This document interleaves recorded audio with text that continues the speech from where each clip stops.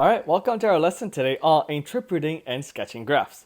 Right? So our goal for today is to understand what a graph is even telling us in the first place and make our own graphs to interpret certain situations. Right? So with that being said, let's try to understand what is going on here. Right? All we see here is lines, some alphabets, some numbers, all that kind of stuff. So now the nice thing about graphs is that it's like a really nice quick way for us to visualize a relationship. So in this case, we have the time in minutes as labeled down there, and the distance in meters as labeled on the left.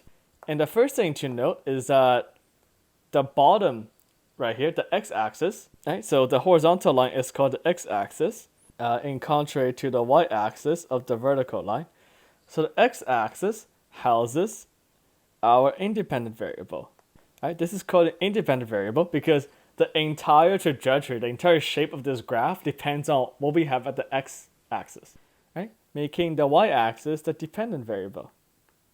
All right, so everything that the y-axis does depends on the x-axis. So it's a very nice naming convention that math shares with English.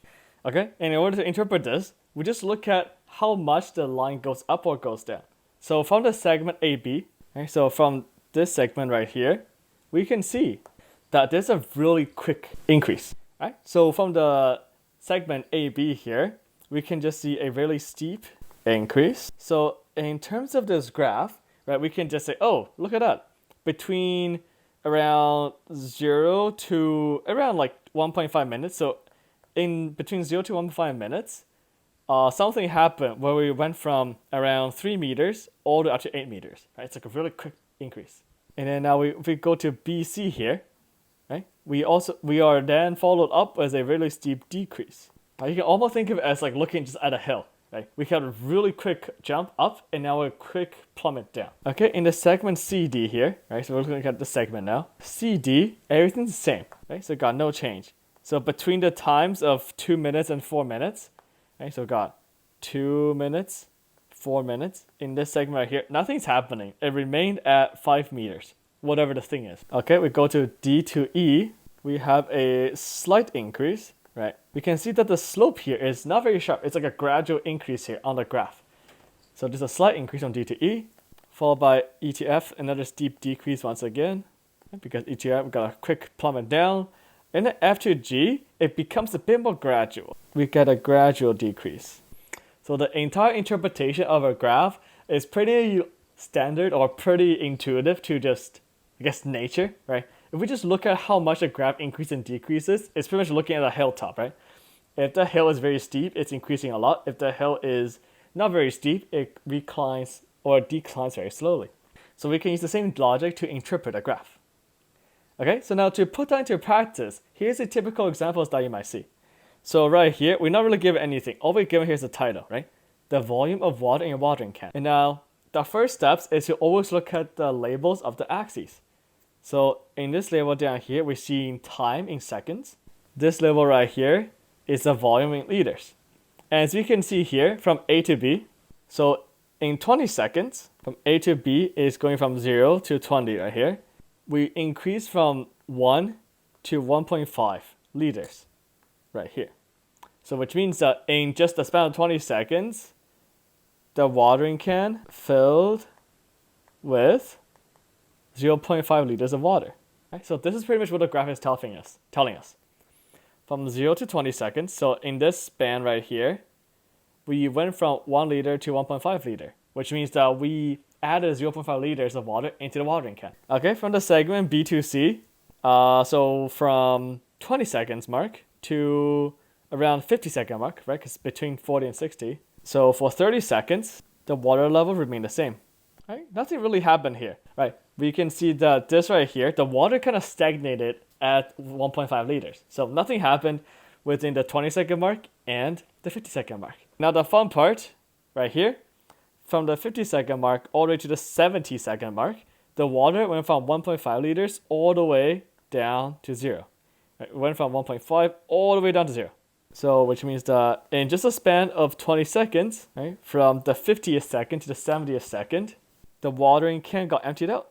Right? Before we had 1.5 liters, right, got 1.5 liters, and then all of a sudden in 20 seconds, well, not really a sudden, but over the span of 20 seconds, went from 1.5 liters all the way down to 0 liters. Right? So this is what interpreting graph really is about. This is about, because inherently, if we just look at this right here, this doesn't really mean anything. It's just some lines, some labels. It doesn't tell us anything. But it is our job, I guess, as humans, right? It's our job to understand what the graph is telling us, right? So very easily, I could have just given you those instructions, and then you can just like, oh, okay, if I visualize it, we start at 1 liter already in the watering can. In 20 seconds, we fill it up, and then we let it stay, and then we pour it out. All right, we could do that, but alternatively, if we construct a graph, we can quickly get an idea of what is happening with change in the relationship between, in this case, the time and the volume of water in a watering can. And like I hinted at already, looking at a paragraph, we can actually work backwards and figure out a graph out of it.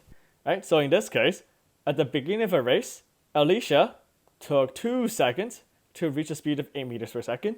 She ran at the same 8 meters per second speed for 12 seconds, and then slowed to a stop in 2 seconds. So let's figure out a graph. Okay, so let's start with the axes right here.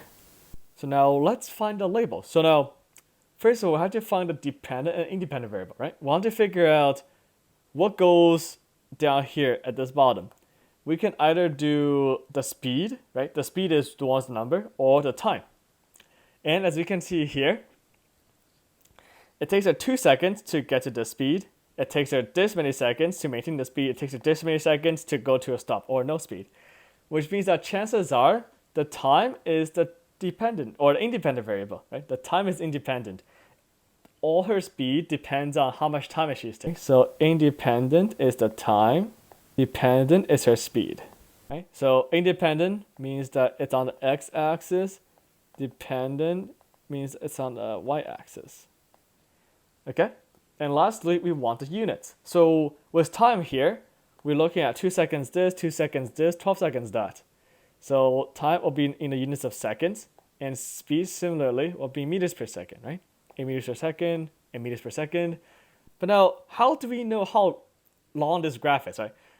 We don't know if this graph will extend to there or if the graph can just end there. We don't really know how long this graph is, right? This is where we just we have to figure out right now how long the graph needs to be. As we know, the x-axis is the time, right? The time she takes. The y-axis is the speed of her, I guess. Right? That's her speed. And now let's see, what do we actually need? What kind of numbers do we need? So we know the starting point is 0. Looking at her speed here, we know that she reaches 8 meters per second. She stayed at 8 meters per second, and she went to a stop. So you're going from a 0, right? So beginning the race, she'll be at 0 meters per second. So from 0 to an 8 to an 8 to a 0. So in our y-axis, or on our vertical axis, all we need to do is to go up to 8. So we got 1, 2, 3, 4, 5, 6, 7, 8. All right, wow, that was a blind guess, okay, for the line length. Okay, so now for the time, let's see. We first takes her 2 seconds to reach the speed, and then she ran for 12 seconds. So now at this point, she took her 2 seconds, and now she's running for 12 seconds. So now we add a total of 14 seconds, and then she slowed to a stop in 2 seconds. So in total, we actually have 16 seconds. Right? So let's write it out. So I got 2, 4, 5, 6, 7, 8, 9, 10, 11, 12, 13, 14. As you can see here, our graph is just a little too short, which is okay. We can just add a bit to it. That's 15, 16, let's do 17 just to make it look nice. Right, so now that's how we determine the scale of a graph. Right? We determine the biggest and the smallest values of each axis and then go from there. Okay, and now we need a title for this graph. Let's see. Alicia's race speed. Something like that, right? Just a quick title that kind of describes what we're graphing. So now let's do the actual graph. Okay, so we know that at the beginning of the race, she probably isn't moving. And at the beginning of the race, it's at 0 seconds. So we start at 0. It took her 2 seconds to reach 8 meters per second. So we go to the 2 seconds mark at time and 8 meters per second on the speed. We put down this point because that's where they meet, right? So at this point, she's at the 2 second mark with a speed of 8 meters per second. And next, she ran for 8 meters per second for 12 seconds. So from the 2-second mark to the 14-second mark, because that's 12 seconds, she stayed at 8 meters per second. And lastly, she slowed to a stopping 2 seconds. So in 2 more seconds, she went back down to 0 meters per second. So in 16 seconds, she went down here. And now we just grab a ruler and then connect the dots. And that's pretty much it, right? So this is what a graph of this race will look like. So yeah, with that being said, let's do a practice question. So pause the video here and try those questions out yourself, and we'll go over the answers in a bit.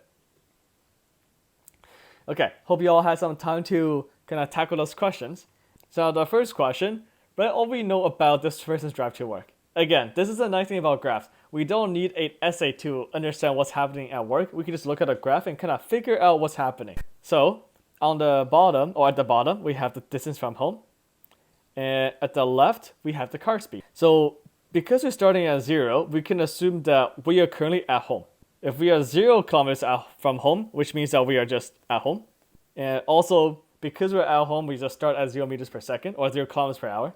And over the next 500 meters or so, right, because we stop right here, we notice that we go up to the 50 kilometers per hour mark, which means that in like the next 500 meters after we left our house, or this person left their house, they accelerated up to 50 kilometers per hour. So chances are they left their house and started driving on the road. So then after a while, at the 1.5 kilometers mark, right, because in between 1 and 2, they slowed down to 40 kilometers per hour. So maybe something was on the road, they want to slow down a bit. Perhaps they want to look around. They saw a really nice Halloween decoration. They want to slow down a bit to take it in, right? So they slowed down a little bit and went back to the regular speed. Now that they're driven 3 kilometers away from home, they accelerated up to 80 kilometers per hour. So chances are they might have gone on the highway or they got onto a bigger road, right? So they drove pretty fast for a while. And then at the 5.5 kilometers mark, very quickly they went all the way down to 6 kilometers. So chances are, actually this is a very lucky driver. They finally hit a red light perhaps, right? At a red light, you have to go to 0 because you had to stop. So at the 6 kilometers mark, they finally had their first red light. And after the red light, they accelerated back to their regular 50 kilometers per hour driving speed. And lastly, they halted at around 7 kilometers-ish, right? This probably means that they got to work, which means that from this graph, we know their house is 7 kilometers away from their work. They drove at a top speed of 80 kilometers per hour. They stopped once at the 6 kilometers per hour mark, probably because of the red light. And then we know that they have arrived at the destination because the graph ended right here. And yeah, just by looking at the graph, everything I talked through could have been just on an essay or on a paragraph. We could just represent it very quickly as a graph. Okay, so now next question. Chad goes bungee jumping. We want a graph of distance above the ground as a function of time. Right, so with bungee jumping as a reminder, this is where you are standing, let's say on a cliff here, standing on a very tall place. And then as Chad, you are tied to this elastic band and you're jumping straight down. Chad's probably happy about that. You're jumping straight down. And then at the bottom, when the bungee cord is completely stretched, you'll bounce back up again. And it'll keep bouncing until you completely stop, right? So that's what bungee jumping is. So let's do a quick graph. With the title, we can do Chad's bungee adventure, right? And with the axis, because when it comes to graphs like those, because we're not giving a very specific number, we can just be pretty lenient about it, right? We don't need exact numbers. We just need to know that we understand what we're doing here at 0 here. Okay, so at the bottom here, realizing I still didn't have space, we had to determine what goes on the bottom, what goes on the left side. So, as we can see, the distance above ground as a function of time, chances are how far we are from the ground depends on the time it takes from the bungee jump, right? Which means that at the bottom, we have time in seconds. So let's say got 2, 4, 6, 8 seconds. And then on the left, we have distance from the ground. We don't know how high his bungee thing is. Let's just say meters. And we don't always have to go up by the 1, 2, 3, 4s. We can also go up by other numbers too, right? Let's say it's a pretty tall cliff. Let's say it goes up by 10 meters, right? So 10 meters, 20 meters, 30, 40 meters, stuff like that. So from 50 meters, he started jumping, goes all the way down. It's very, very fast. Doesn't hit zero, hopefully, or else he will just crash into the ground, right? And it will bounce back up because of elasticity, bounce back up it, and it will bounce back down, bounce back up again, bounce back down, and it will keep going until he eventually stagnates. Right? So this is a pretty nifty representation of what a bungee jump. So now this is again, instead of describing Chad's bungee adventure as a paragraph, here's just a simple graph for it. He jumps down from 50 meters, he goes down, he bounces back up a bit, goes back down, bounces up, goes back down, eventually he stops bouncing, he just hangs there until someone pulls him up. Right? So that's pretty much how we work with graphs. It's a very nice and simple way for us to interpret things very quickly without the use of an essay. So with that being said, keep practicing and stay hydrated.